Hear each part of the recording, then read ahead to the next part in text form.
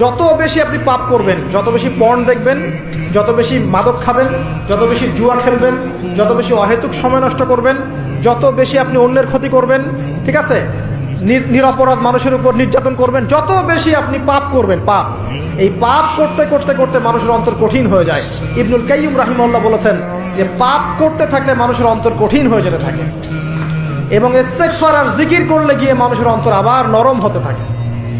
পাপের উপর পাপ করতে থাকলে মানুষের অন্তর কঠিন হতে থাকে। এই বিষয়ে রাসূলুল্লাহ সাল্লাল্লাহু আলাইহি ওয়াসাল্লাম বলেছেন, যখন মানুষ একটা পাপ করে কলবের মধ্যে একটা কালো দাগ পড়ে যায়, যখন আরো একটা পাপ করে আরেকটা কালো দাগ পড়ে যায়। এইভাবে যখন পাপ করতেই থাকে তখন পুরো কলবটাই কালিমা পূর্ণ হয়ে যায়। এই অবস্থায় যদি সে তওবা করে আল্লাহ পাক মাফ করে দিবেন। যদি এই অবস্থায় তার মৃত্যু হয়ে যায়, তার আত্মাটা থেকে দুর্গন্ধ বের হতে থাকে, যে আত্মাটা কবজ করতে পর্যন্ত মালাকুল মউত মানে ঘৃণা পোষণ করে।